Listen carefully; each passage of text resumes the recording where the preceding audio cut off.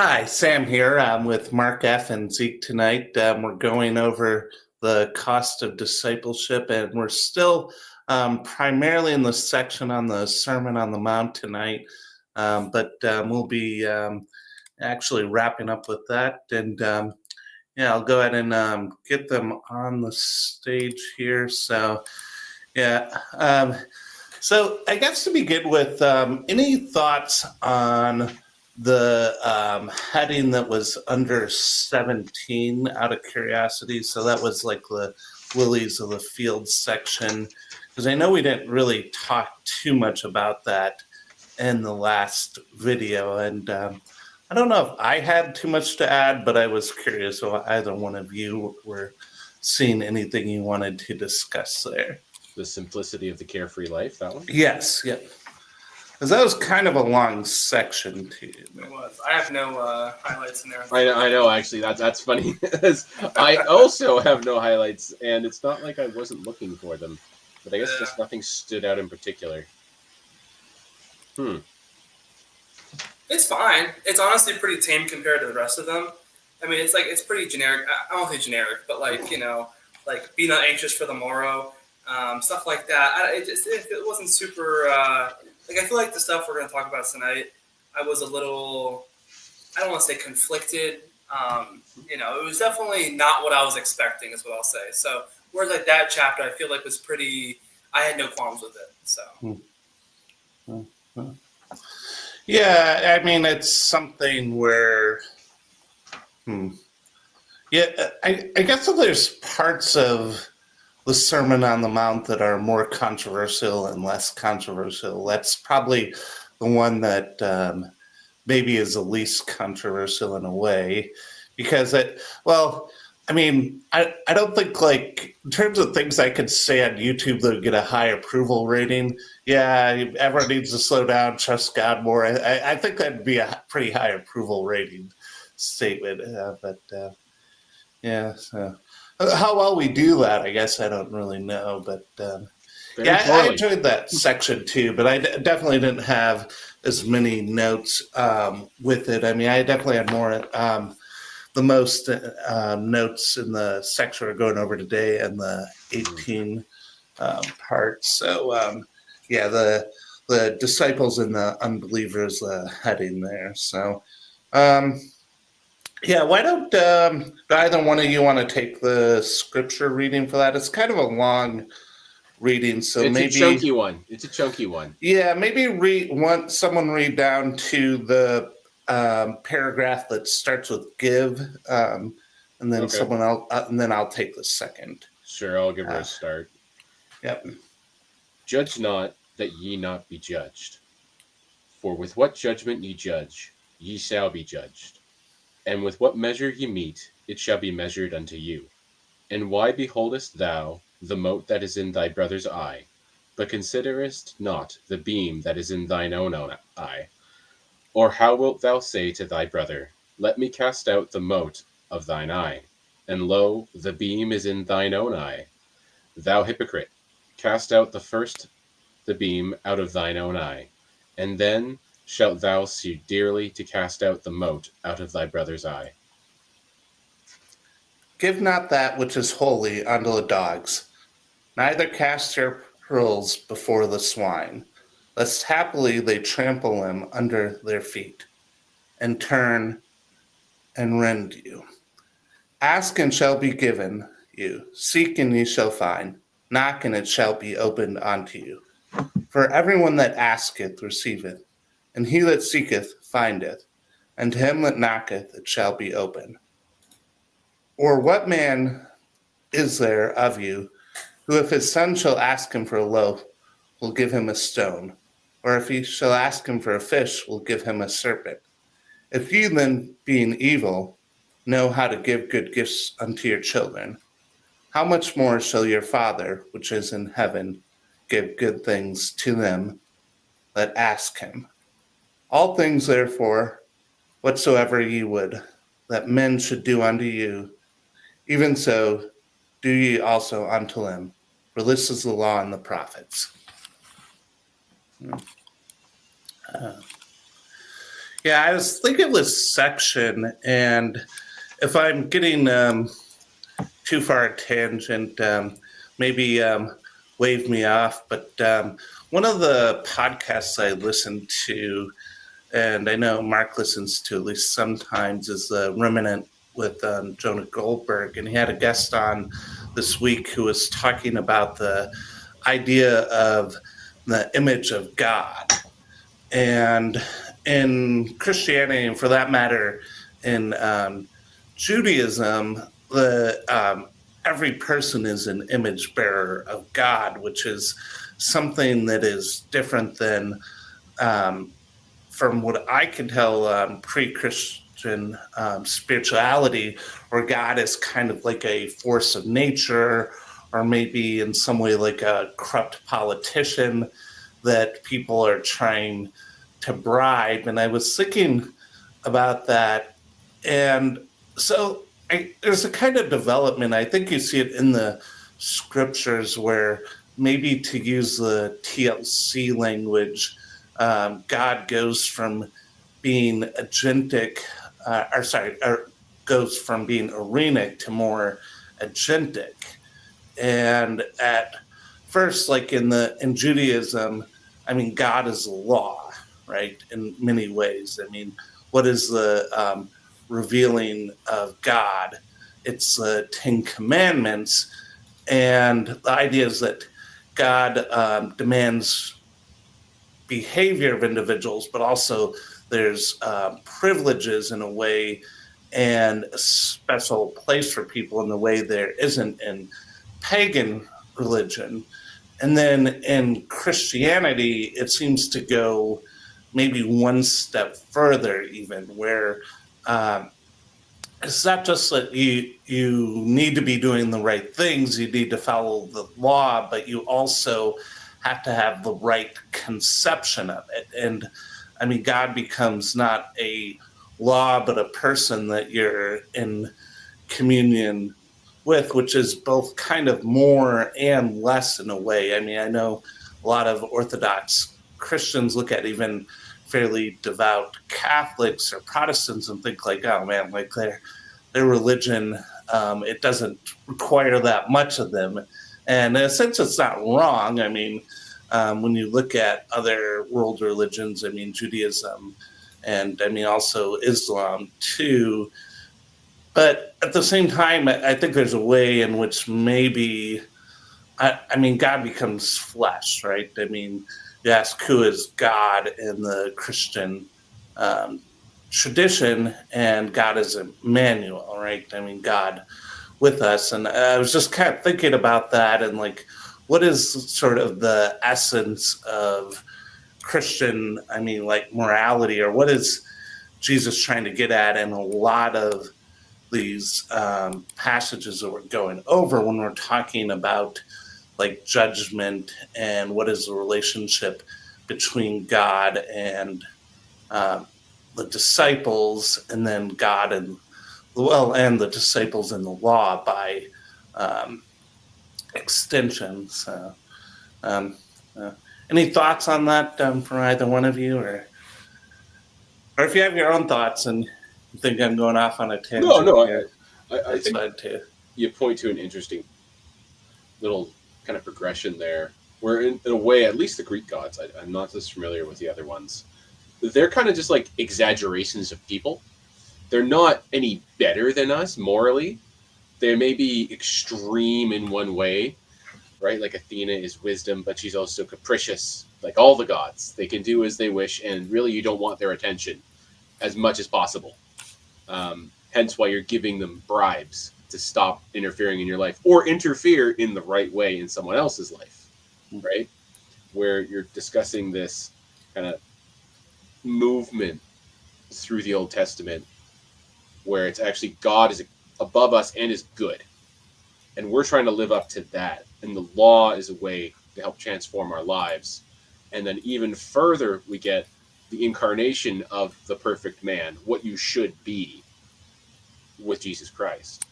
So it's fully infleshed in front of you now, that it can be done if God is with you totally, as it was in the beginning.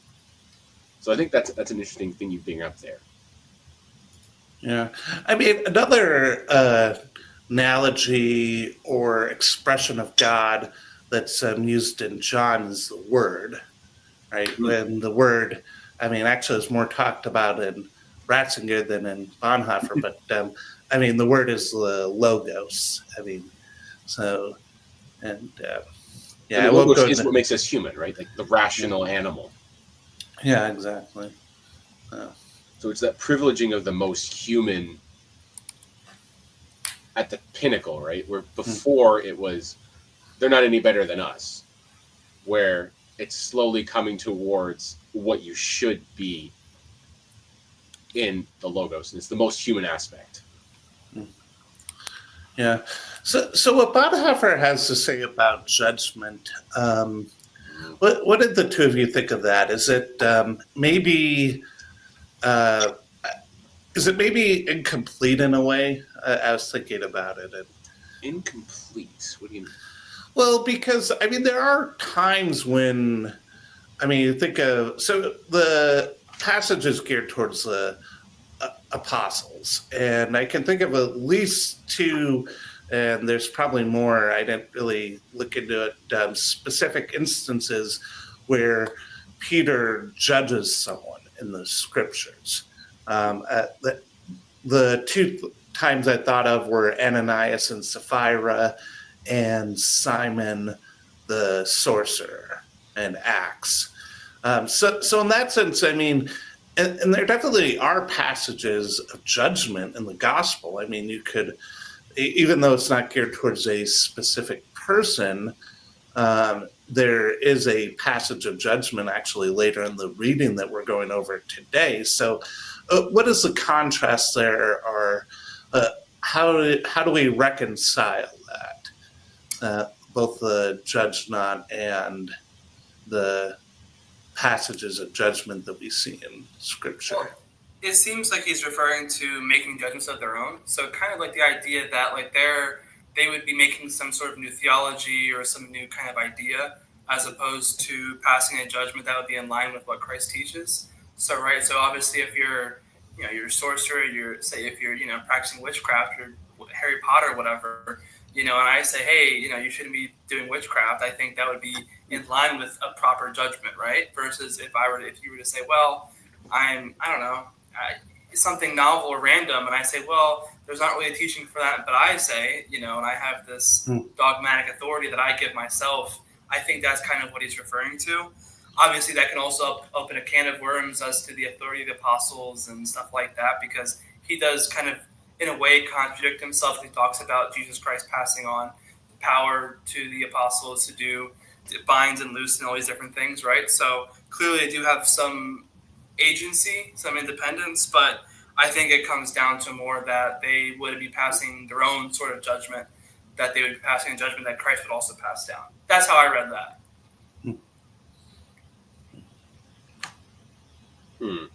I mean, this is interesting because that was not in any way what I was coming at in any bit, this little text here.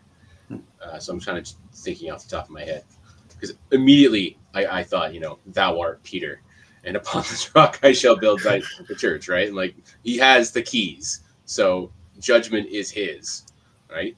But I never put it that way. For me, it was always that you're calling out sins, you're not calling out people. Because you have your own myriads of sins as a person.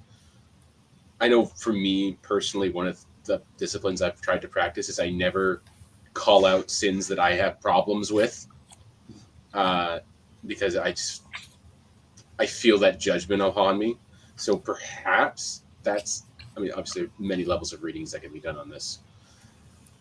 But with judging only what Christ calls, but Christ only calls out your sins, right? He doesn't call out you. He dines with the tax collectors and prostitutes. I don't think those dinners were just filled with condemnation of them. It was definitely seeing the person hating the sin. Yeah.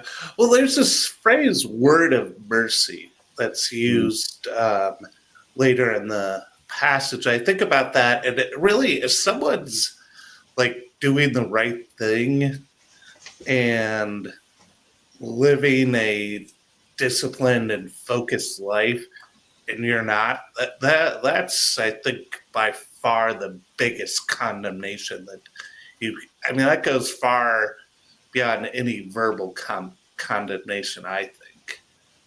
Yeah, Franciscans damn us all. Yeah.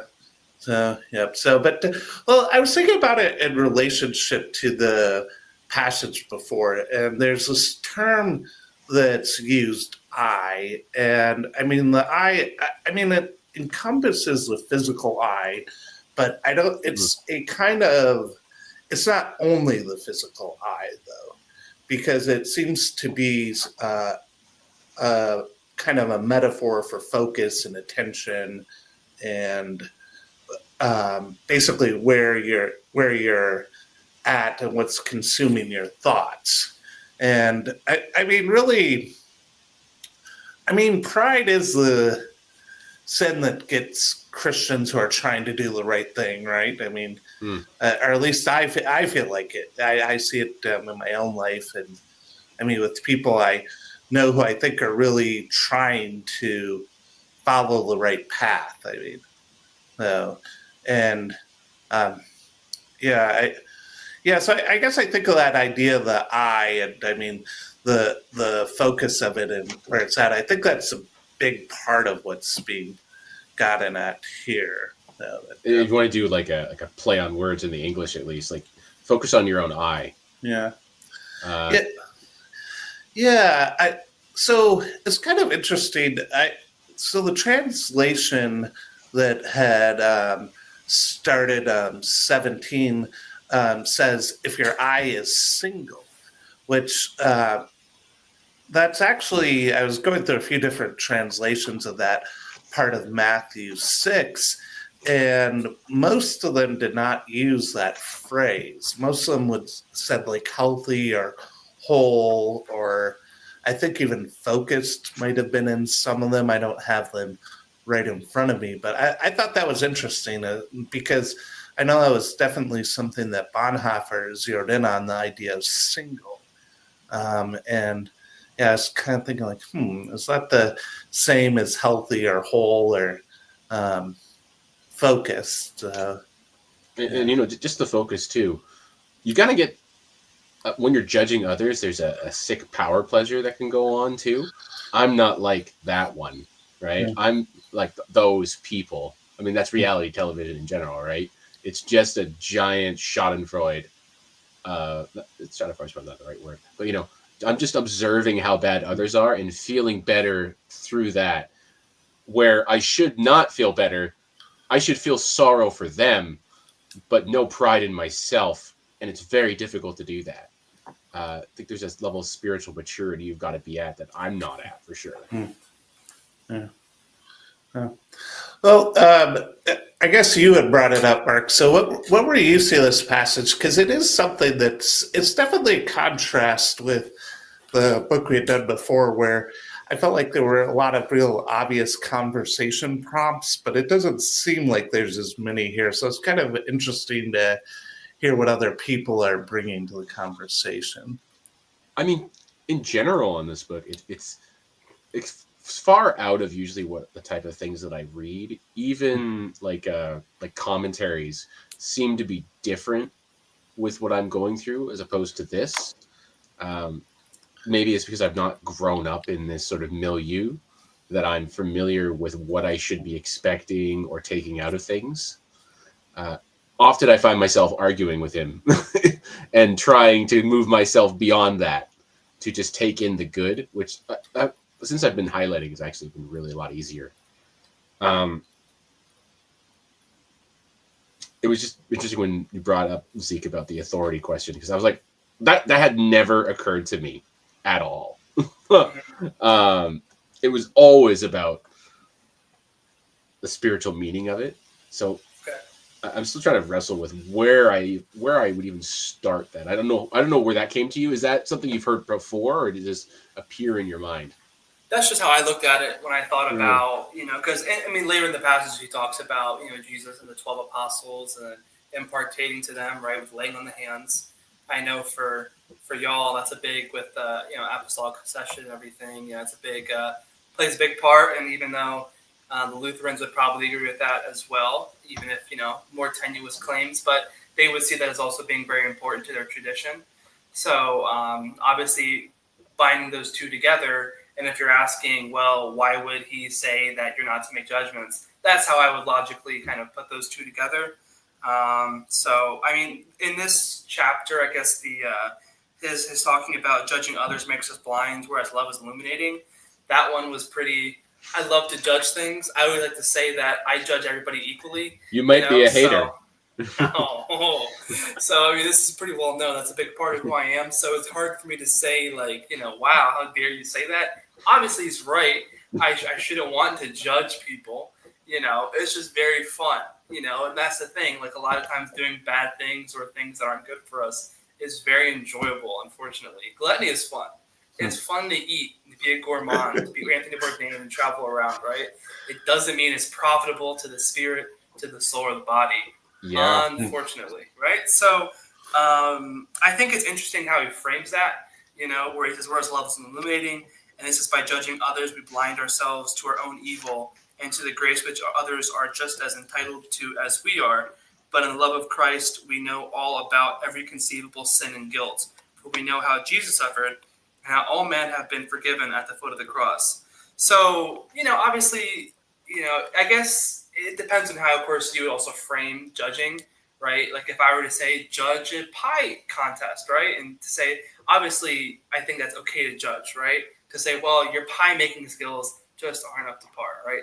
That's not me being uncharitable. That's just me being truthful, right?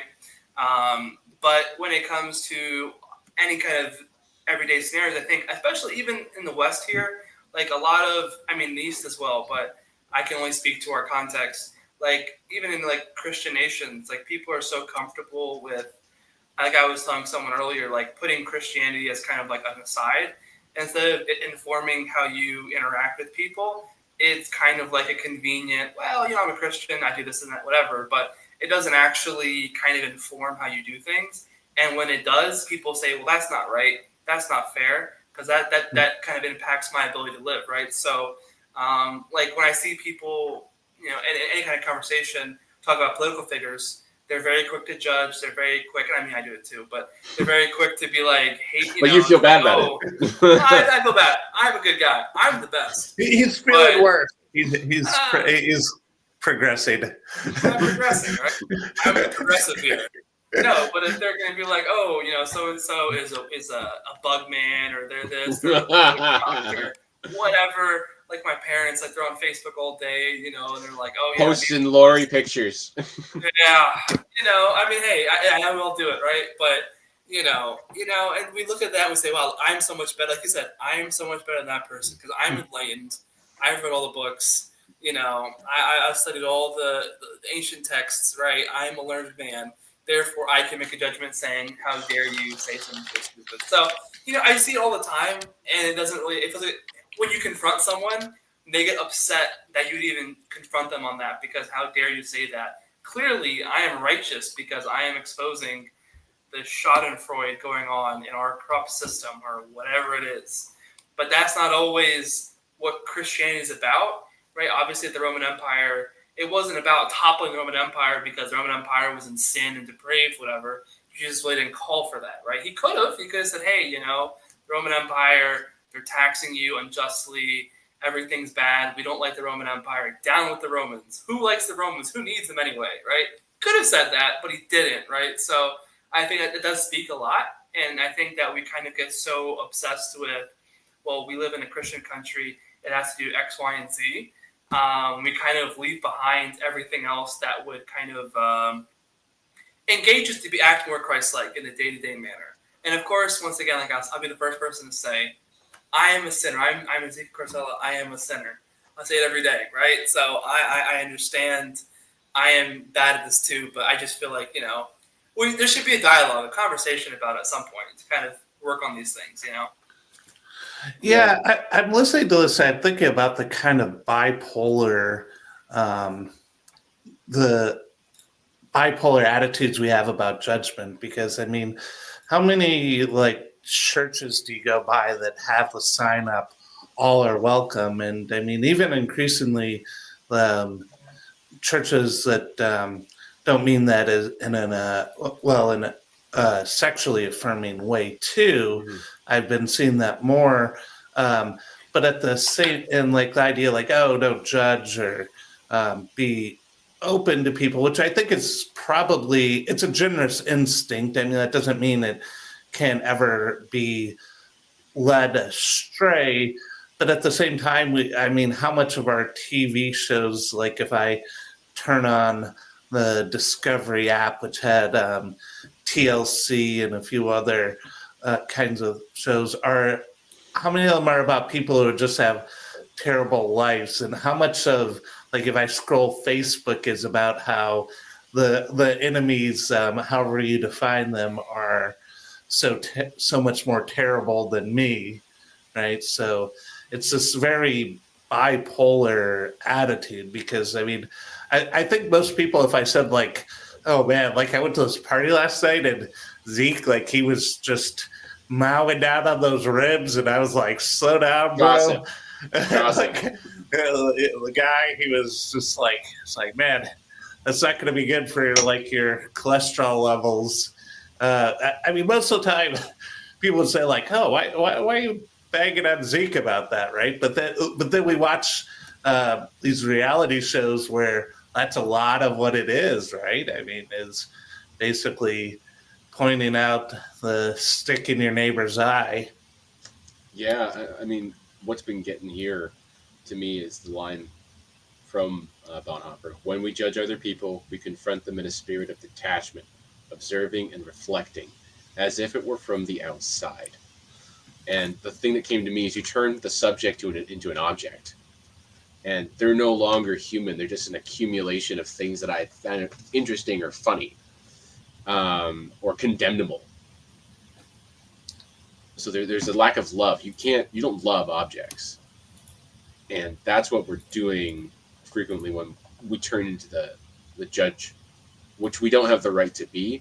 We know what's right and wrong because we've been told, but it's like this dichotomy that you want to be as a church, where you want to thunder against sin from the lectern, but you want to be pastorally sensitive at every turn and merciful with everybody's personal situation. But that's a hard thing. That's a hard line to cross, or hard line to tightwalk, right? Because if you're thundering on about divorce, and there's people in there who are divorced, they're going to think you're talking directly about them personally. Mm-hmm. No, not in particular, but it's unavoidable. They're going to feel that way. Yeah, you're narrows away. It's super, super difficult. I mean, I don't know if anybody's doing that properly. Potentially, as controversial as it might be, I think Francis was actually fairly good at that. Sometimes, is he could be pretty vicious in the way he condemned the sin. Even sometimes to people's face. Like, I don't know if anybody watched that Hulu thing where he had a bunch of these people together and there was a prostitute in there, and he said, "You're a drug dealer. That's all you do is you deal drugs, pleasure. Basically, stop it." But he's definitely got the authority to say that, right? And he's on the right side. And you're wondering, sometimes people need a slap in the face. Sometimes they need mercy, like loving mercy. But it can be a loving slap in the face, right? Like, get over it. Like, stop. Yeah. It's all going to depend on the person and their situation. Yeah. Well, I mean, I've had some problems with my teeth, and I mean, some of it was honestly probably that I wasn't doing the things that I should be doing, but other parts of it were just the fact that I'm someone of British descent and I have a small mouth and my teeth are all kinds of ingrown and gross. All kinds of ingrown. It's a no thing. It is. Yeah, but Yeah, but with that though, I remember having a orthodontist, and I wasn't doing what I should have been doing with the flossing, and because it was kind of hard to do, and I probably saw this guy for 2 years, and the only time he ever said anything negative towards me was he was just like, hey, maybe you should be flossing a little more. That was it. The fact that I knew he was someone who cared about me, and that he wasn't just like out to, he wasn't getting high off of judging me, like that made the condemnation hit so much harder. um, yeah. I thought all Americans had freakishly good teeth because you have so much dental care going on. Gosh. We Well, have a not lot. We're naturally, lazy, that's for Mark. sure. Lazy. Yeah. Yeah. So, any other thoughts that we're not getting to so far? I mean, I've got a few that were also in this section, but I mean, it was kind of funny when I read on 186, every attempt to impose the gospel by force, to run after people and proselytize them, to use our own resources to arrange the salvation of other people is both futile and dangerous. And That's crazy. I'm not sure that's true, but I do understand the sentiment that you can't just be out there all the time chasing people who don't want it. Yep. So I definitely underlined that part of it too. And I was looking at the sentence here. It's a good sentence. I don't know if I'm entirely on board with the sentiment, but our easy trafficking with the word of cheap grace simply bores the world to discuss. So that in the end, it turns against those who try to force on it what it does not want. So I couldn't help but think of like the stereotype of the Jehovah Witnesses, like going door to door, or You ever engaged with one? You ever Yes, Dad has. Actually, I have. None of the churches I've been involved with in a while have done that, but yeah. So every time I get off the train, there's two of them sitting there, and I always wonder one day if I don't have time to burn and be like, wonder what I can do. Wonder what's going to happen. We have those here as well on the trails. They kind of sit there on the little thing with the JW sign, and like, hey, they're always nice ladies. That's the thing. It's the nicest old ladies that you can't be mean to. Yeah, they're always incredibly well dressed, and I don't know, whenever I've talked to them, they've been fine. So actually, I've got a witness who works in my office. So sometimes if I see him at the local park, I'll be like, hey, do you know this lady who works in my office? And they're usually like, yeah. You're kind of Your stuff's late. Your stuff's late. Put it in. Yeah. I will say though I think in a charitable reading of what he's saying, I don't think he's condemning all attempts at evangelizing or proselytizing. I would say in the most charitable way, I would say that it's more about badgering. Like, you have people that have like the big bullhorn. Well, maybe not in Canada, but at least down here, some of the states, they'll be standing there and they're like repent or die, and they're just like saying a bunch of stuff in the subway or like on like the street. Like in New York, we went to New York, like there was a guy standing there just like yapping, and it's like you can't even hear what he's saying because there's like a million people walking left and right. And obviously, I respect it. Do what you got to do. I have nothing against it per se, but the odds aren't great of that really reaching people, and he could be using his time doing something more efficacious. So in the most charitable way, that's how I can read that in the most charitable way. Obviously, it does still seem like he's saying, especially with the idea of like Germans being more introverted people, generally speaking, especially someone like him, very tortured artist. I can see him being like, yeah, I hate being an extrovert. We didn't do this. God doesn't want me to do this, and that's kind of that could also be the reading as well. So maybe I mean, my first thought was I don't know. The Baltic Crusade was pretty successful. But on the bullhorn thing, there was one guy on the Ottawa River here who was in a canoe with his bullhorn. What? Yeah, literally on a canoe on the Ottawa River at Brittany Beach, yelling through the bullhorn about about repent now, and I'm like, what is going on? Like, Oh man. I thought to myself, yeah, this is the low class thing that I cannot get on board with. The other guy was in front of the basilica I go to for lunch, Oh, okay. screaming. But he wasn't about, Catholic. No, he was definitely not Catholic, screaming about, have you been baptized? I was like, yeah. Yeah. Yeah, I was. Everyone in this building has. Yeah. So yeah, I get that's a good way to read it, is that you don't make friends being an idiot. I don't know how effective that has ever been, yet it seems to be very popular, or at least somewhat popular. Yeah. Has it ever worked? I don't know. But weirdly enough, the other thought that came to my mind was this was actually raising children. Because I don't know, because I've had no personal experience with this, right? I'm coming into it completely blind. Like, how much do you force on your kids? I've heard both sides constantly go back and forth. Like, I was raised in a good Catholic family. We had to do rosary every night, or we had to do rosary every night, so that was dumb, and that was what killed me. Yeah. What do you do? I don't know. That one hurt me. I don't know. I don't know what to do. Yeah. I'm like, No one does. So it's interesting. You talk about different types of Christianity and how they deal with proselytizing. And I can't. So when Bonhoeffer was in the U.S., he was attending an African American church. I don't know if it was an AME church. I was trying to look it up. And he was, I guess, AME church, sorry? African Methodist Episcopal. So it's, it was a denomination that was formed after the Civil War.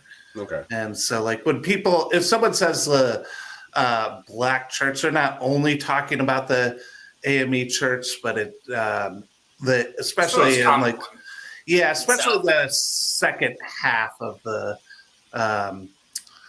20th century, the first half of the 20th century too. Okay. So anyways, with that though, I mean, he was well thought enough that I guess he was teaching classes there. And I kind of wonder what the elders at that church would have thought if they had read that line necessarily.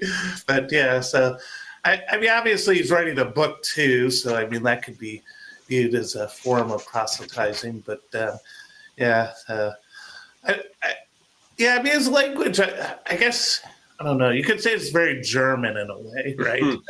Sometimes it's not the most generous. But, I mean, part of what he's doing, though, is he is dealing with cognitive dissonance. And, I mean, even some of the passages, like you read it, and if you don't think of the context, you could look at it and say, oh, he's saying this, and then he's saying something contradictory in the next paragraph. And it's not that he's obviously a nimble enough writer that he knows what he's doing, but I think, like I've said before, I mean, the book is in a way a Protestant sermon. I mean, I think that's probably the best analogy. I mean, it definitely kind of reminds me in some ways of like the Jonathan Edwards sermons that I've read, for example. Yeah.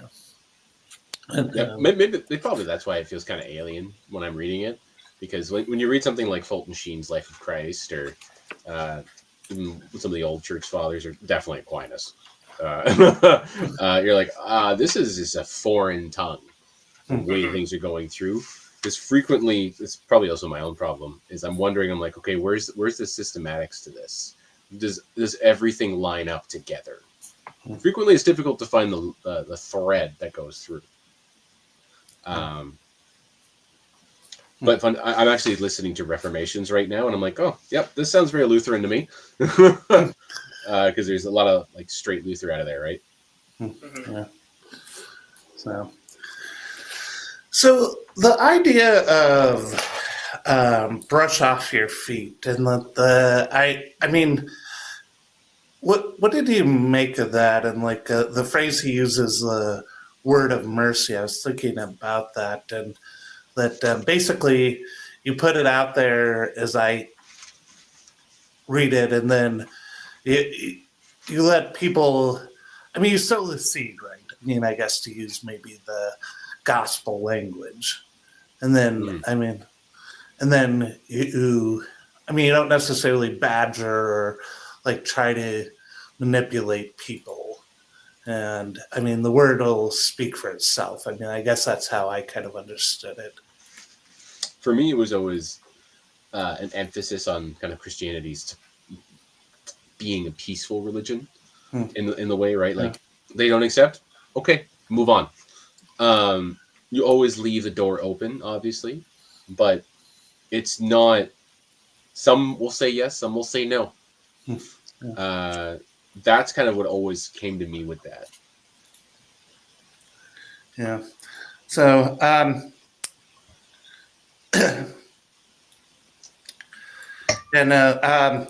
I'm just going to read a quick section here. It's about maybe a half of a paragraph. So, the same weak word, which is content to endure the gainsaying of sinners, is also the mighty word of mercy, which can convert the hearts of sinners. Its strength is veiled in weakness. If it came in power, that would mean that the day of judgment had arrived. The great task of the disciples is to recognize the limits of their commission. But if they use the word amiss, it will certainly turn against them. What page is that on? Is that are you sorry, in 19 that's now? in the middle of page 187. 187. Yeah. Okay. So. And yeah, I was reading that. One of the questions that I had in my mind was, and hopefully this doesn't come off as flippant, really, because I could see where people might view it that way. But I mean, who kind of won between the Lions and the Christians? What, in the fullness of time? Well, yeah. So that's a Christian answer, right? I mean, the idea that the witness ultimately overcame. I know PVK was talking about some of the triumphalism of the conclave and the gosh, what is the proper term here, Mark? Coronation wouldn't be the right term, but the new pope's help me out here. I actually don't know the name. I don't know. Okay, It's not coronation. Ceremony around selection. His election, yes, election would be a good term. There you go. So, okay. So with that, though, I was thinking about it, and one of the phrases that came off, which I actually kind of like the phrase, but someone had said that, yeah, the Roman Empire is long gone, but the seed of Peter is still very much in the world, right? And I mean, even if you don't necessarily even if you're not Catholic, that is very true in a real way. I feel like. Have you ever seen Bishop Barron's Catholicism series before? I have not. So the first episode is about basically Christmas, and it ends with a scene of the conclave that elected Benedict XVI, and he said Bishop is quoting Cardinal George, because he was viewed by the cameras as being kind of very pensive looking out. And they asked him, so what were you thinking about in that moment? And he said, I was looking over towards the ruins of the Forum and thinking, where are the heirs of Caesar? They're long gone. But if you're looking for the heir of Peter, well, he's standing right there. So that sort of Christian answer is very triumphalist, right? I mean, I don't know if you guys watched the conclave. Like the election of Leo. I did in my office with my whole team, actually. We all sat around and watched it. It was kind of cool. Yeah. And you're looking around at St. Peter's and you're thinking to yourself, well, at least it hit me sometimes. This thing is huge. It's gargantuan. And those statues of the apostles on it are beyond anything the ancient world could make. Right? Yeah. And those weren't made with modern tools, right? Those were made in like the 16th and 17th century. So that sort of triumphalism is definitely the Lions lost. Like the Lions are no longer in Rome. Only the Lion of Judah rules. Yeah. So, but I guess part of the reason it came to my mind was because, I mean, in the U.S. political sphere, that there are people who have been around in recent years who would give a different answer, though, right? And Nietzsche very famously would say that too. You might say, yeah, those people they were idiots. They didn't know what they were doing. I mean, they could have probably just been a little bit more compliant and not ended up in that situation, right? But I mean, the word of mercy, though, I definitely think that's a term that's going to stick in my head for a while. Yeah. I mean, obviously the question is like, where's Nietzsche's heirs, right? Huh. Making YouTube videos mostly. It's JDP Nietzsche's heir. Raw egg nationalist, the great heir to Nietzsche. Yeah. I'm sure Nietzsche. Well, I mean, that is a very relevant question to the reading that we're going over, right? I mean, yeah. I mean, the next part really hit me in a lot of ways. Yeah. So, why don't you go over it's here the section 19, or are you talking about the next part? Yeah, 19. I had quite a few highlights in here. Okay. Yeah. Why don't you go over that? Because I actually had a summary. I'm not prepared to do a summary. Well, I mean, what were you thinking about? I mean, what questions did you have, or what was sticking out to you? Because I had maybe a little bit of I didn't have a tough time. I just didn't have that much I felt like to discuss with 19 and 20, the end part of the Sermon on the Mount. Yeah, I so like you can see my highlights are all over the place there. Wow. Yeah. The one that started it for me was never let a disciple of Jesus pin his hopes on large numbers. Few there be. Because what that kind of brought to me, I might have talked about it before on this, but it was definitely Lord of the World by the Monsignor, talking about, because the end of that, so that's like a basically Christian dystopia, where it's talking about the end of the world. And part of that is, as the world gets more powerful, the church lessens and lessens in its earthly power, but it rises and rises in spiritual power. Is they kind of make them in that way like a seesaw. And the book ends with all the powers of the world under the Antichrist coming to kill the last apostle, like the last successors of the apostles that are huddled together in Jerusalem. And the book just ends, right?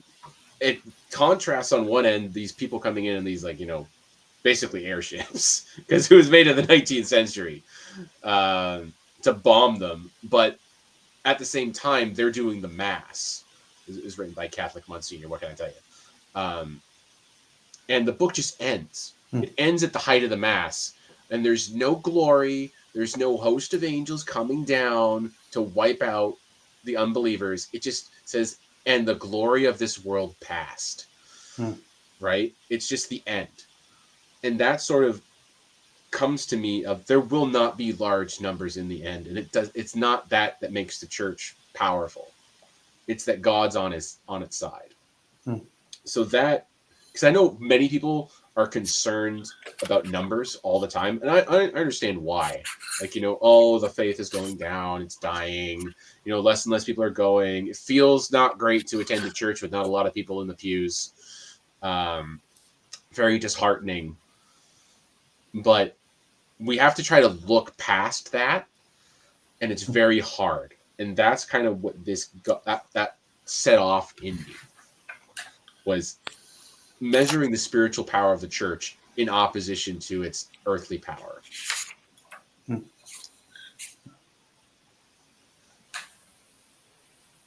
Because it kind of feels too, as the more the church is separated from her temporal position, and the less people attend for temporal reasons, the stronger her witness becomes, and the more thunderous she can speak on things.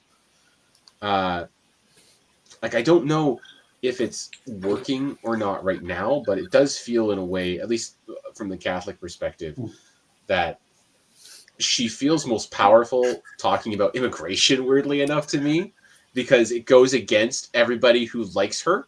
Hmm.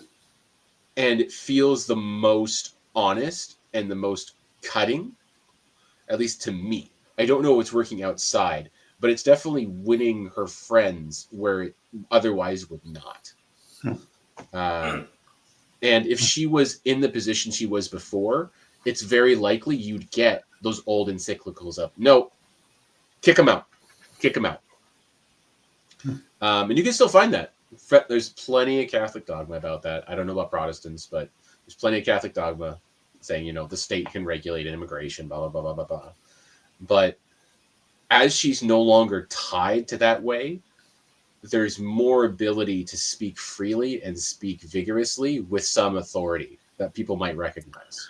Oh yeah, absolutely. So yeah, I think it was this term that's been batted around the corner, the post-war consensus, and I do kind of feel like maybe Christians and Protestants and Catholics got a little bit too comfortable with power, and there is always this contrast where, yeah, I mean, political power is very much a double-edged sword. Where I mean, pray for those who rule over you that we may live a peaceable life, right? And I mean, that's easy to say in the context of the 21st century America or Canada, but I mean, there are a lot of Christians even in the world today who, yeah, who haven't had that prayer fulfilled. So I mean, there's a political element, but at the same time, yeah, that power can definitely corrupt and it can distract the eye. Yeah.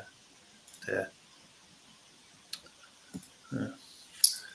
It's interesting because we talked about evangelism earlier and like kind of the idea of what the role of the church is. I remember, I think, I don't know what I was watching, but it was, some Orthodox, whatever. And they had said, I think it was Matt Whitman, he went to an Antiochian Orthodox church and they had said, he asked about how do you evangelize? And they said, well, for us, evangelizing is having divine liturgy every day.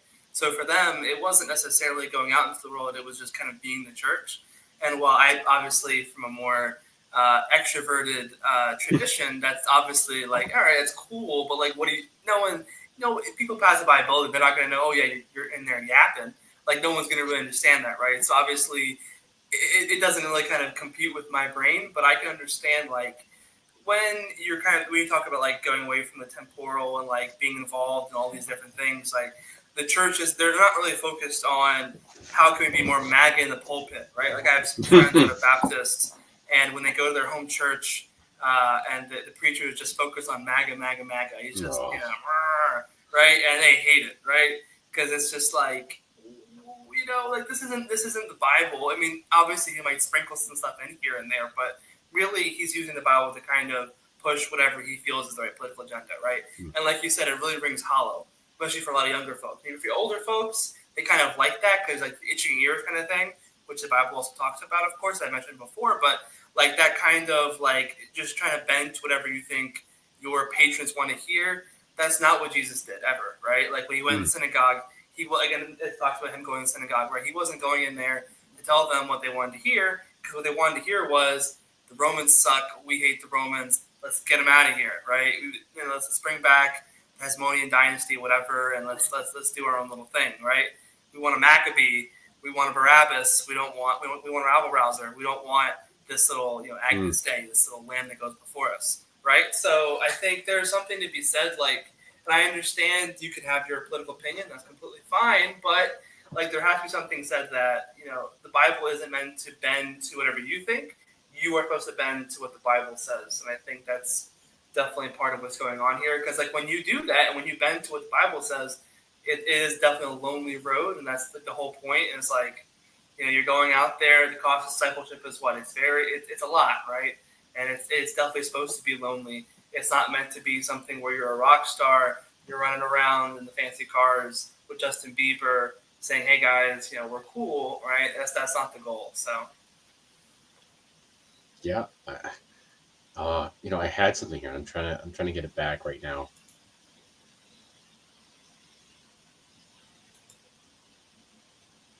It feels sometimes like people just want the church to be based, and they get very upset when it's not. And that's kind of what we're talking about here. Is you're putting something else before where it should be. It's not just everything that's the opposite of what you were told is good is in fact bad. Right? It's like, no, sometimes you do have to do that thing even though it's not based. like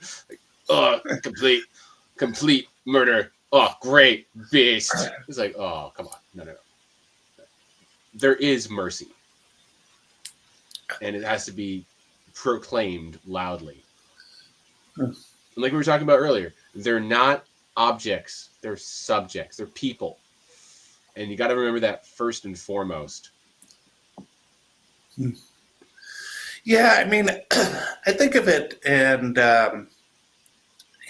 distraction really is, in some ways, the biggest temptation of being in, I don't know, late modernity or weird culture or whatever, a place where you're stable, because I think we all kind of feel like, I get up, I'm just living, well, I'll speak for myself, a boring suburban life. I got to make sure my lawn's cut, Take and I the have grill to pill. go to work every day and respond to emails. And I guess, like, I think of that, and I mean, God obviously didn't call most of us to be martyrs or mystics, or I should say it that way. I have enough faith in the providence of God that I think He put me where I'm supposed to be, and He put most of the people I know where they're supposed to be, which isn't to say no one ever gets on a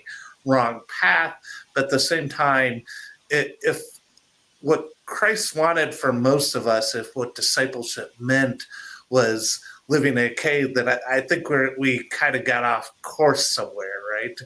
But in a way, it's a lot more mundane. It's say the prayers. It's take the take communion or take the Eucharist. It's these basic things that don't seem transformative a lot of the times in of themselves. So I think the temptation is to get caught aside with politics, or maybe it's just the kind of aggressive status seeking or different things, and where it's keeping the eye single or keeping the eye focused that's really in some ways the hardest thing, I think.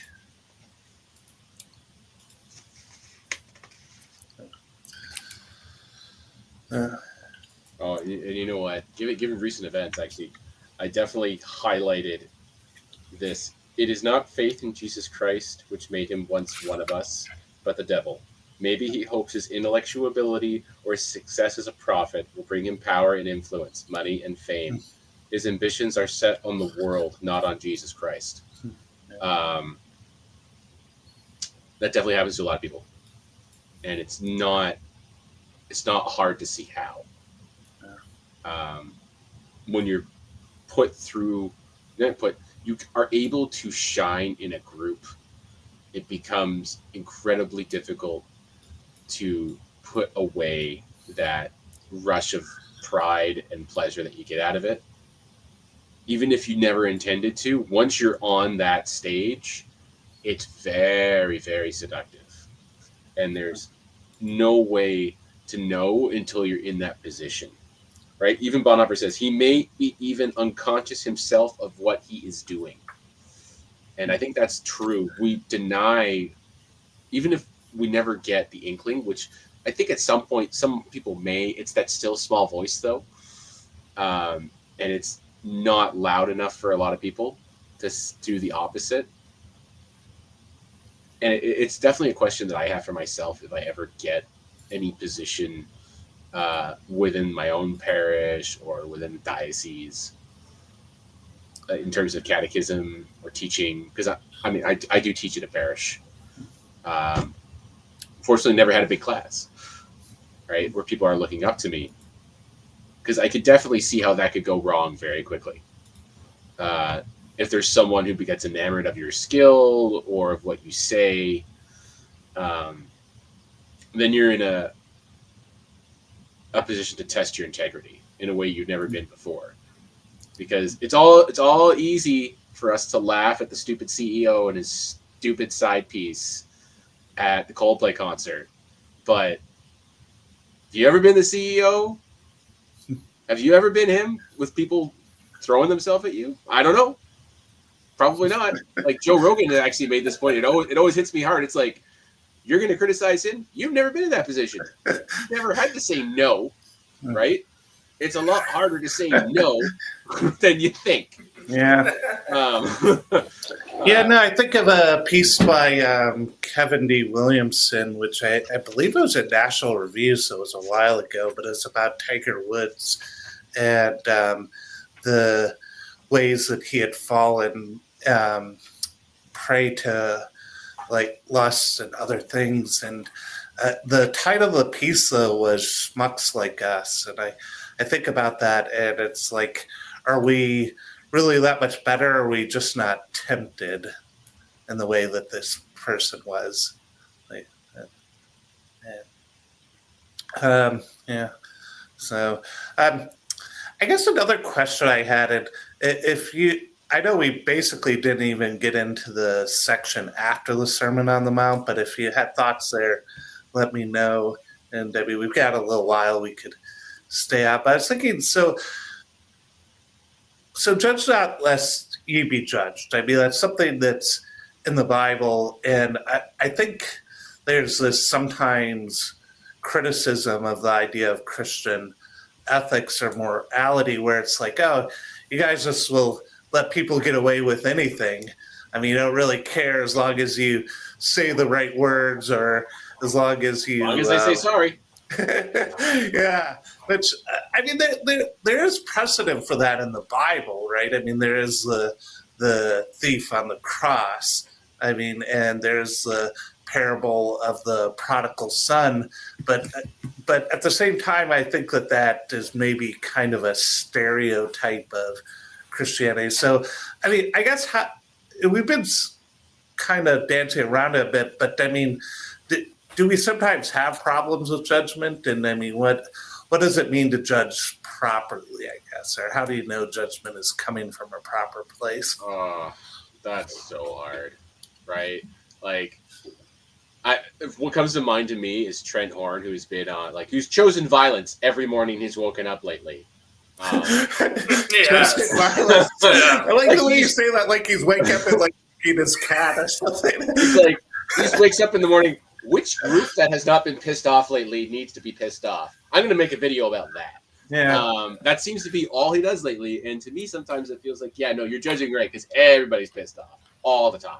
Mm-hmm. Can't seem to stop hitting people over the head with stuff. And then you see the video response of Trent Horn dares to say this, but has he considered that there are gay masses? It's like, that means you might need to cool yourself down.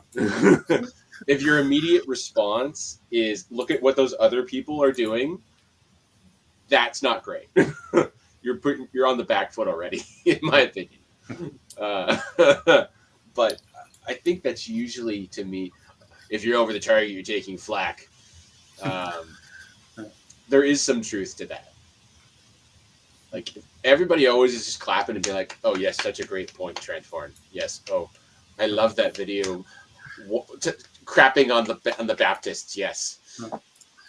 But how dare you talk about me? Yeah, so, I think of the Solzhenitsyn line, and to maybe wrap it up with an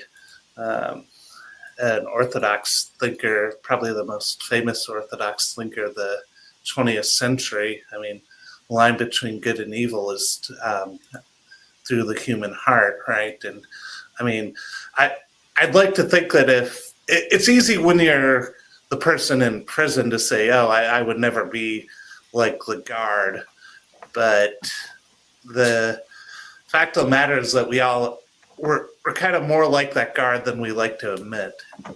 And I mean, it takes a lot of wisdom to be in a position of oppression and to think that way and to realize that. But I mean, the temptation's there. So, any thoughts from either one of you? Or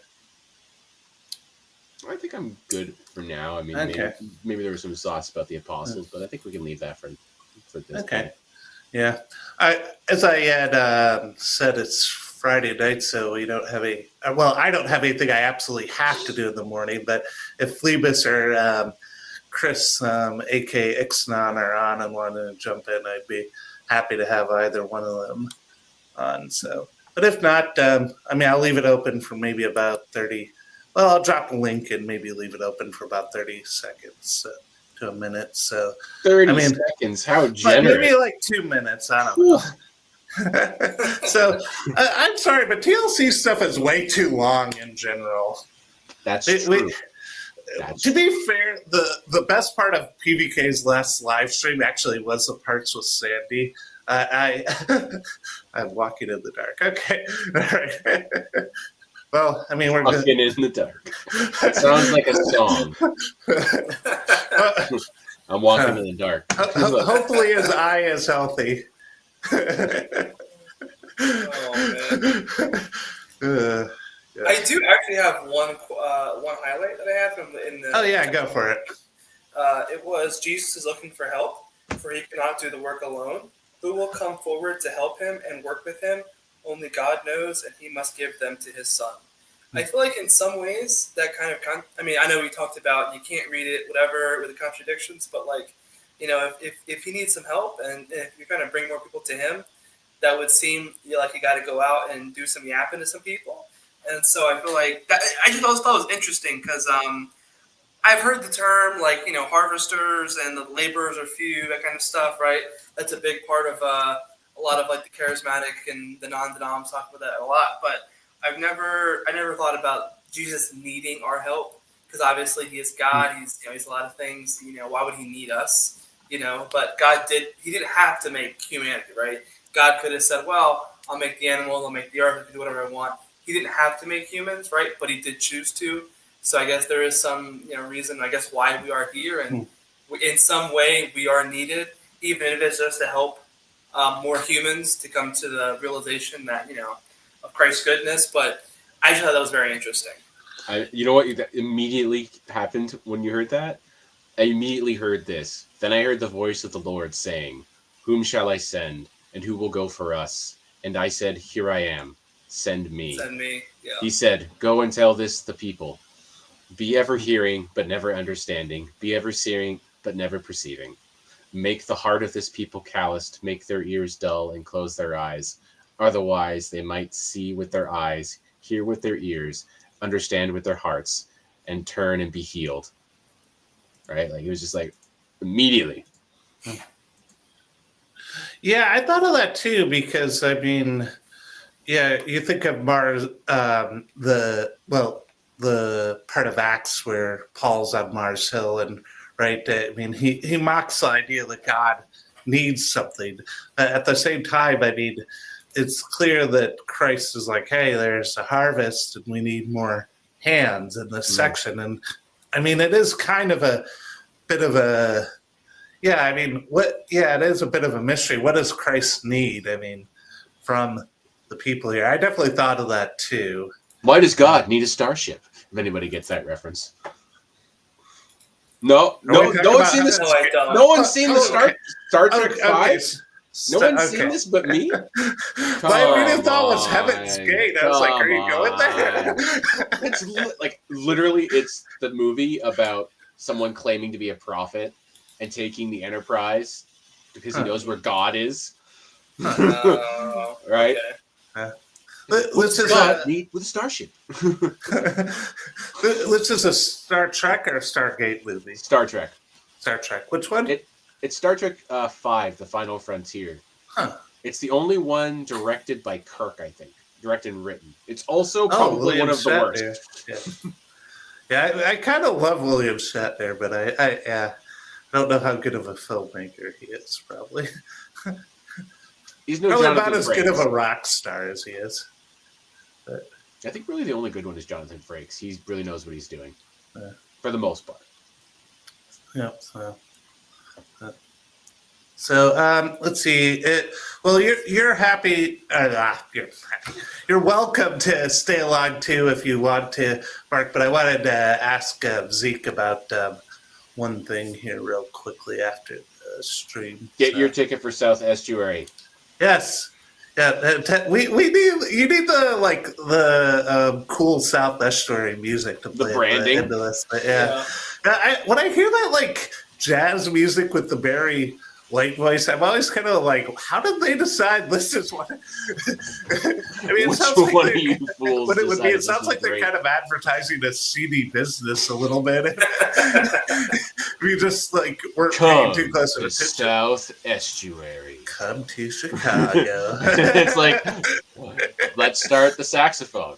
Yeah. It's gonna be a good time. Like, okay. Oh god. Gentlemen only. Oh yeah. Man, that one cuts a little bit, Mark. Yeah, hopefully there's a female presence there. So, she's gone back and forth, but I think Sandy will be there. Well, Laura's local, and she's not going to be there. Maybe she's South traveling Estuary? with family. She's- No. To Not Midwest South Estuary, to Midwest area, yes. yeah. Yeah. But she's been before, though, to Midwestern. Yep. So, yeah, I mean, she's part of Sam Tiedeman's That's the original one. Yeah. Yep. So she actually was very generous and organized a lunch when I had gone to Chicago last year. So, yep. If she's watching, I'm very appreciative of that. Thanks. Yeah, I know, great content, but Professional is all that we do here. well, I mean, if you're an hour and 15 minutes or so in, I mean, you're probably not necessarily that. Yeah, but she wants to come down to South Estuary, Philippa's, because it's going to be the greatest conference you've ever seen. I can personally guarantee it. It's going to be nice and intimate. We got some great speakers.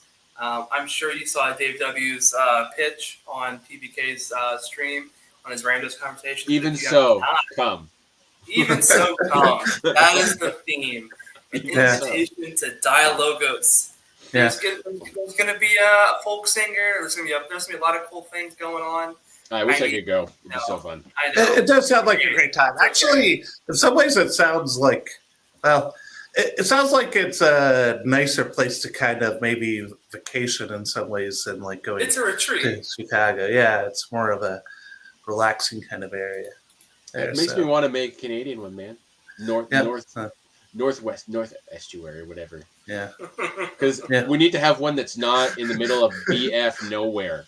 Sorry, Catherine. Thunder Bay is in the middle of nowhere. I mean, I'd be up for starting to organize a can estuary, maybe there you go. maybe in like London or somewhere like that. So I can't imagine I could get people to go all the way to Toronto. Windsor. Yeah. So, but I imagine Toronto's got to be well. I guess there's CRC churches there, but Toronto's expensive. Really, Montreal isn't that bad. Ottawa's obviously never bad. It's also where I live. But yeah, I've been like, so where's a major airport? Yeah. London has one. I don't know how many flights to the States it has though. There's Mark's Canadian accent. Wow, that's the first time I've ever heard it. What? That sentence you where? said right there, that you just said, you sounded very Canadian when you said that. What? I'm sorry. How many flights does London have to the States? Yeah, you said it differently just now. Before you had a very little lilt on it. I'll watch the There you go. replay. that's funny. Instant replay. Yeah. I mean, I don't know. I guess people in rural Canada have a noticeable accent, but I feel like that's actually more similar to the Michigan kind of like rural accent, the rural Canadian Anglo accent than the kind of accent that people who live in like the U.S. side of the Great Lakes region have. So I feel like it's pretty similar to. I always hear it stronger when I see like someone that's the CBC present, where I hear it more, and I'm wondering if they're trying to exaggerate it, because I never hear it myself, right? I don't hear it from other people for the most part. I only really pick it up when people from the East Coast are speaking. Like everyone in the military is from the friggin' East Coast. So every time there's some military guy giving a briefing, hear it strong and loud. But with me, the weirdest one though was like some reporter for Rebel News, like some, I guess, second generation immigrant, had the strongest Canadian accent I've ever heard in my life. And it just was so incongruous. It was like the Harry Potter movie when they cast that Asian girl to be the one woman that Harry Potter was interested in, and she has this thick Scottish accent. It comes out and you're like, whoa, wasn't seeing that one coming out. Yeah. So yeah, no, the accent that always gets me is the Missouri accent. That's like all over. It's all over movies, and I have quite a bit of family from Missouri. I have never heard that accent in Missouri or Kansas. Like, I don't know. It's kind of a little bit like a cross between like a like a Midwest, like Nebraska and Ozarks accent. I feel like so. Yeah. I cannot place any of them. Like there's like New York, Michigan, because we hear them a lot. The South, like it's just one blob. Yeah. Texas, and then there's no accents. Yeah, Like, if you watch 3 Billboards out of Ebbing, Missouri, that has the Missouri accent all over it. So actually a pretty good movie too if you haven't seen it. Never heard of it. Yeah. I know when I think Canadian accent, I think Letterkenny. Yeah. Or like, Trailer Park Boys. Yeah, I think of that if you talk about worst case Ontario. Oh, gosh, yeah. That's funny. I don't feel like I can recognize a Michigan accent, but at the same time, when I worked in Yellowstone, I was the check-in for reservations. So there was a hotel, but also cabins there. And if someone from Michigan came up, I could just tell, like, oh yeah, that person's from Michigan. I couldn't even really quite articulate why. It's just like, yeah, they're really unpleasant on the phone. Well, I mean, they have to give us their check-in information, so I'll see where they're from, and I would look and be like, oh yeah, that person's from Michigan, and then they'd check in, and I'd be like, yeah, I guess I was right. So it's a weird. Accents are a weird thing that you get used to. Funny enough, speaking about checking into parks, the park I went to, Zeke, has yurts. Does it really? It has yurts. Oh. Bon Echo has yurts. Let's go. Do everywhere, baby. I love it. $100 a night. This is somewhere in Ottawa, or no? It's about 2.5 hours. Nice. Northwest of Ottawa. It's called Bon Echo. Okay. Is it in the mountains? No, it's northern Ontario, so it's like super rocky. Okay, towards Ontario. It's Canadian Shield, right? So it's rocks, trees, lakes. Wait, I'm a minor character and.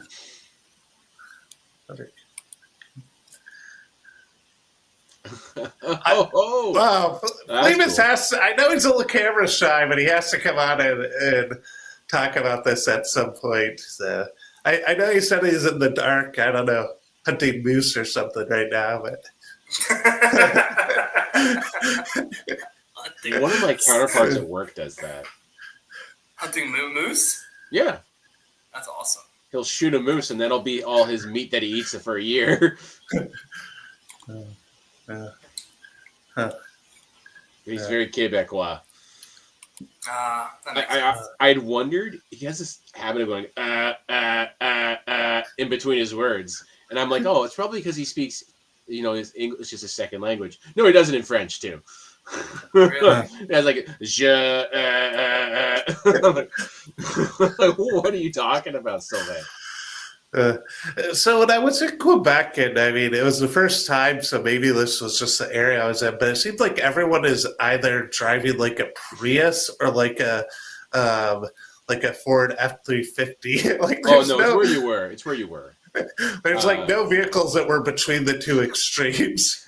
I thought you were going to say a 20-year-old vehicle that's way too beaten up to be on the road, because they're filled with just junkers everywhere, and no one knows how to drive. They don't even paint the lines on the road because of all the corruption. Like Zeke, if you ever want a case study for any of your Substack, it's where does all the tax money in Quebec go? Because it ain't to the roads.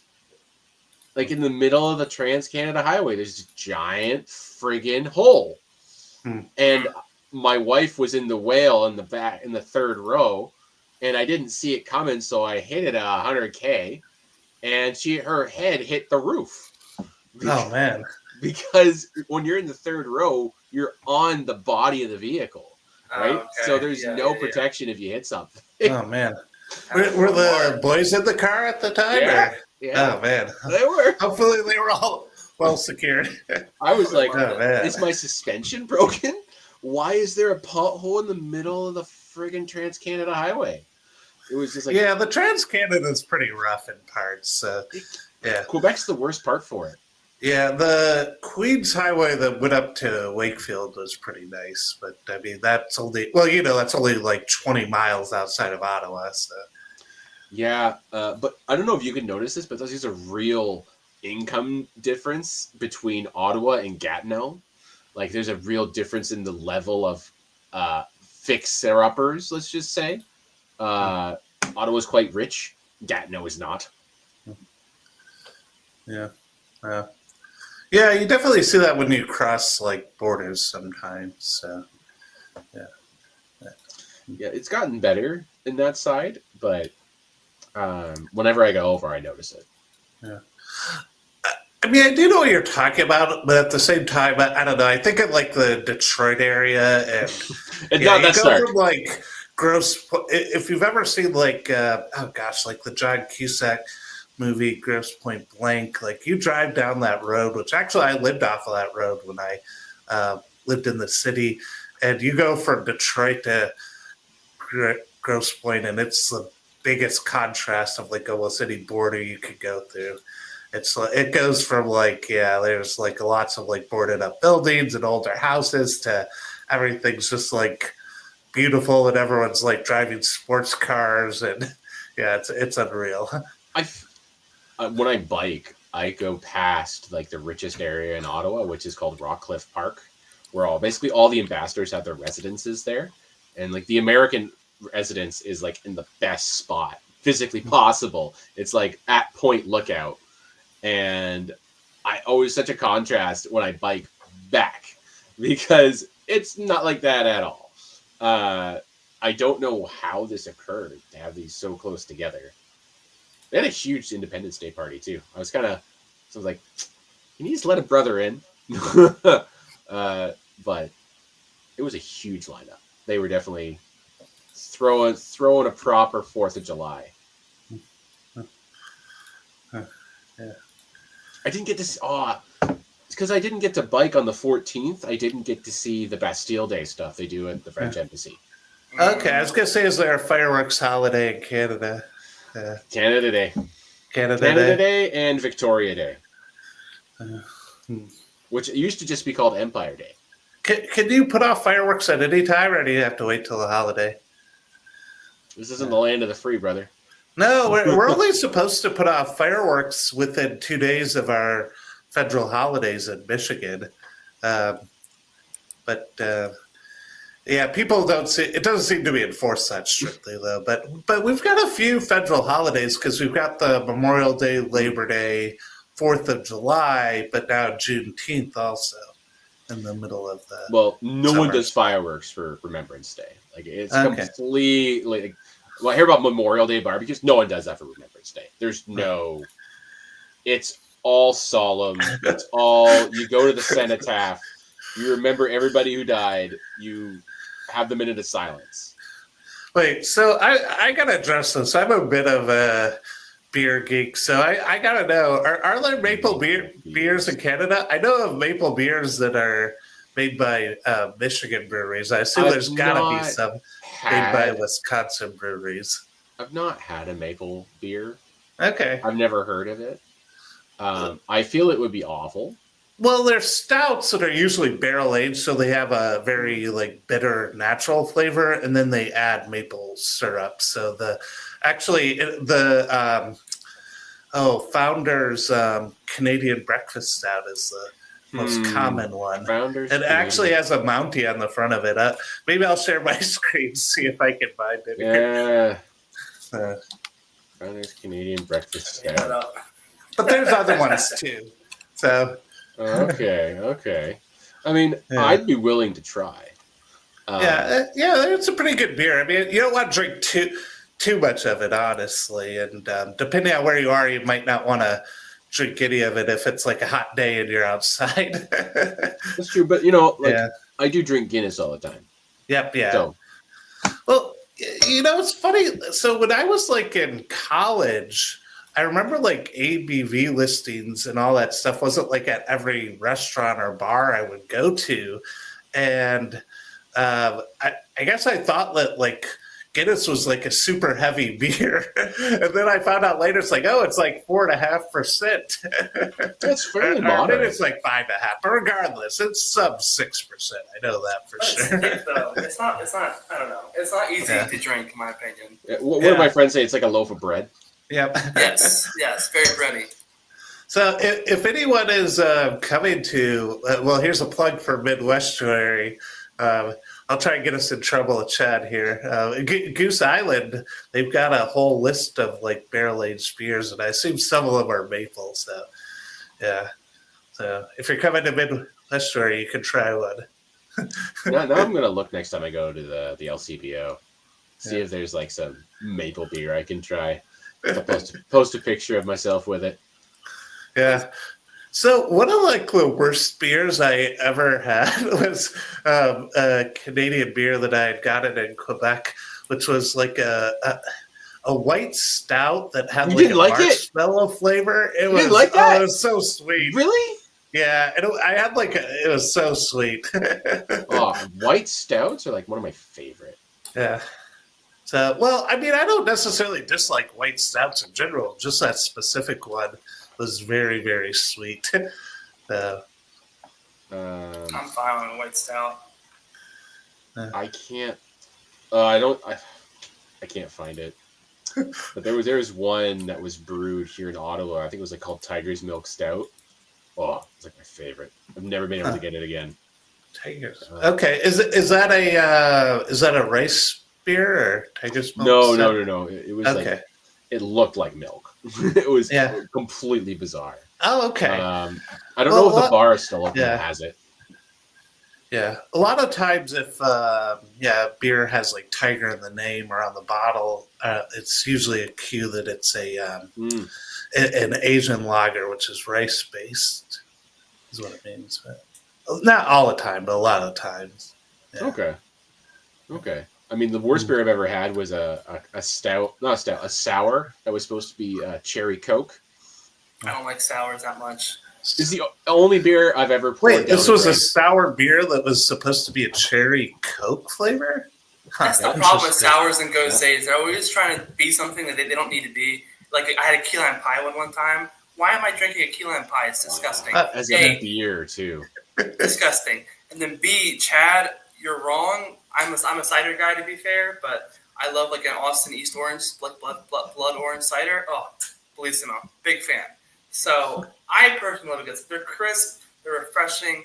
It's a happy little thing. I don't really love beer that much, honestly, but a cider I can get down with. But I can see you with a margarita. You're a margarita guy. I can enjoy a good marg, a good marg. Like it's got to be just a good one, but they can't be legal to the country making the marg. It has to be, a very proper marg, very salty. But yes, I can enjoy. I don't think I've ever had a margarita. What? No. What? Oh, well, you're from Canada, so yeah, they don't be. What does that even There's mean? gotta be What does that Tex-Mex mean? restaurants in Ottawa. That's gotta There's be no a thing. Mexicans up there. No, that's true. There's very few. We have no Mexican groceries. Wait. There's Chili's in places where there aren't really Mexicans in this Yeah, I mean, state. Chili's? Yeah, actually, Well, you could definitely get a they just margarita opened the at first Chili's in Ottawa. Yeah. I'm not saying you should go there necessarily. It's not a recommendation. I'm just saying that there exists a place where you can get a margarita. That's all I'm saying. Occasionally there's a Mexican up here. Yeah. Because, they managed to dodge ice, to wind up in the land of ice. I mean, that's the main thing that I think is going to drive so many of the people that came to this country out of it. It's just going to be like, it's way too cold here. Yeah. I was talking to the guy. I just upgraded my phone today to this whatever the hell this is, and he's from Iraq, and he's like, I've been here 2 years, and this is absolutely crazy. It's too cold here. Like, yeah, it is cold, dude. It is.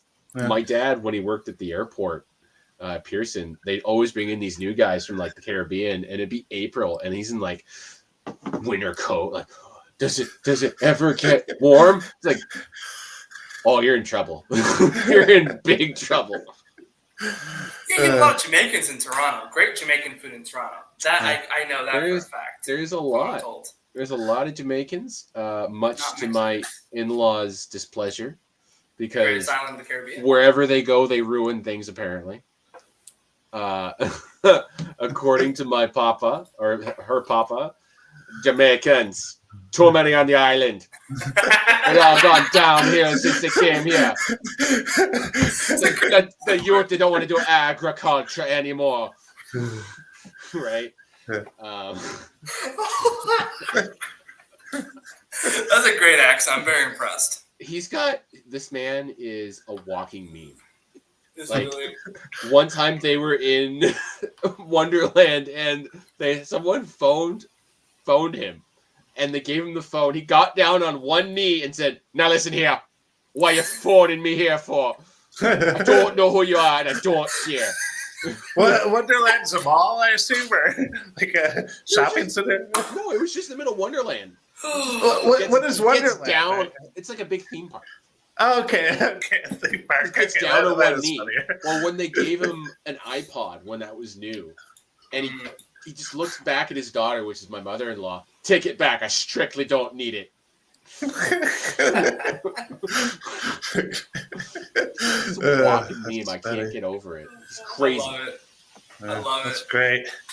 So one day I'll decode what his current religious aspect is, because when her nana was saying, it's like, it's Jewish, but for black people. I'm like, that could be many things. That's a lot of things.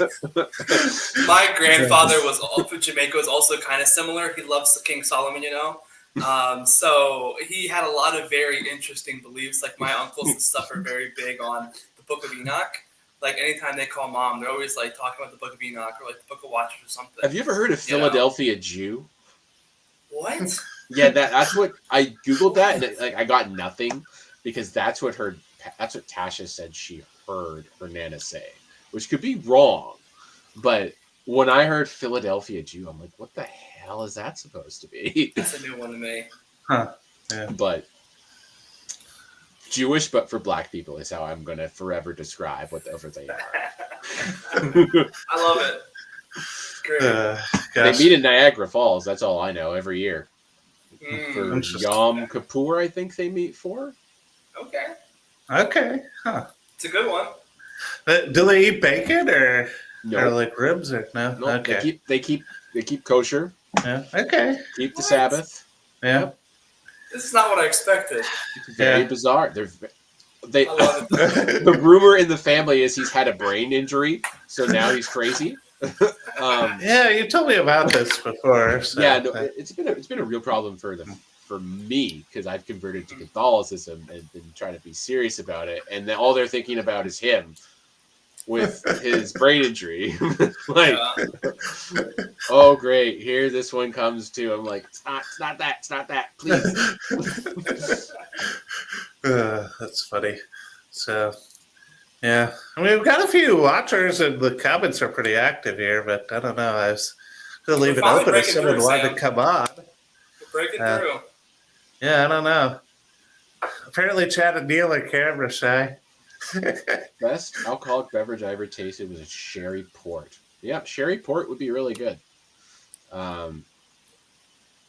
Worst drunken episode I ever had was I drank a whole bottle of port in one night. Oh That's man, disgusting. I don't remember anything about that night. I had nothing. I remember it starting, and I remember waking up the next day. It was an ABC party too. What is an ABC party? Anything but clothes. Oh, okay. Okay. Wow. Interesting. I don't judge. We listen and we don't judge. So that's the name of the title of the video. We listen, we don't judge. Yeah. Chad, apparently he has to be a responsible person, taking care So of lame. his girls. Oh well. Uh, I love it. Yeah. I'm gonna probably have to take my boy out of my oldest son doesn't like to go to sleep unless I put him to bed. yeah. So Okay. he's probably asleep with my wife right now. Okay. So I'll have to pick him up and move him over. I'd say it's a delicate operation, but it's really not. Oh, man. I feel like neither Steph nor I are people who sleep too restfully. So hopefully, we don't pass that along to our kids. But I guess we'll see. Hey, when the baby's actually sleeping, sleep like a baby is really applicable. Oh, man. Yeah, I remember my younger nephew. He was one of those babies that would only sleep in the car. So sometimes you put him in and drive around. It's I should do that more because that would work really well for both my kids. Like they instantly pass out if they're tired and in the car. Interesting. Okay. Anything but Canadians. Hey, elbows up there, you yank. There it is. Elbows up, eh? Take off. Oh, man. Oh, that's funny. Yeah, we need to bring out this Canadian accent at Mark more often. I know, it's beautiful. That's what happens when we stay up late when we have the Friday night edition, I guess. I know, Get maybe. wild. Drinks to Guinness. I know if you get my wife going, the Bayesian accent comes out. So. Uh-huh. Oh, man. You really dipped in right there. Oh. Yeah. That's funny. Nah, that's what comes out. Nah. What you doing, nah?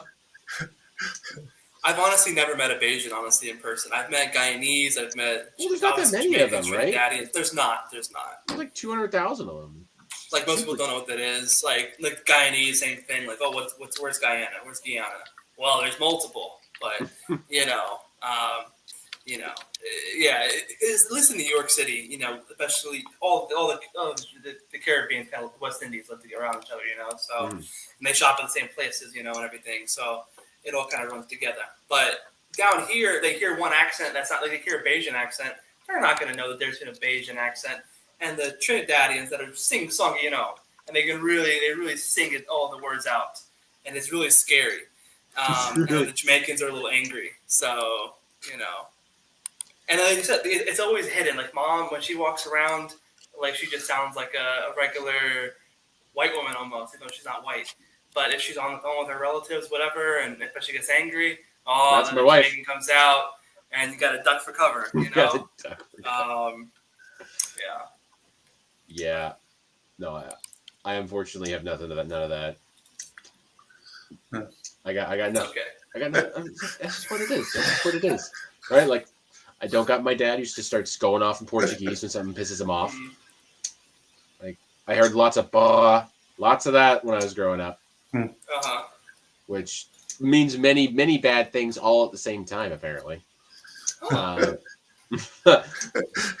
knew it couldn't be good. Yeah.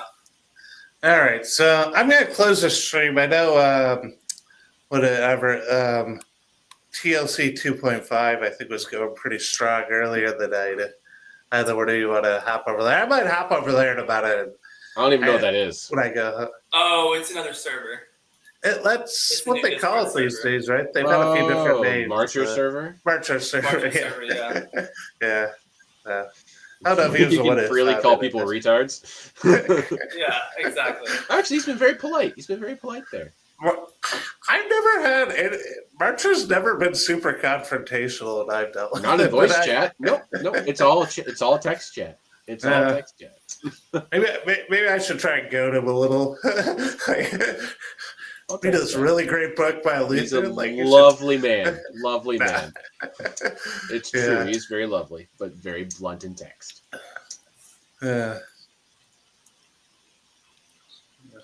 Interesting. Very funny. Okay.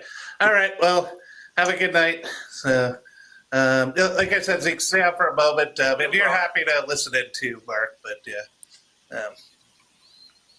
Listen to what? You'll have to.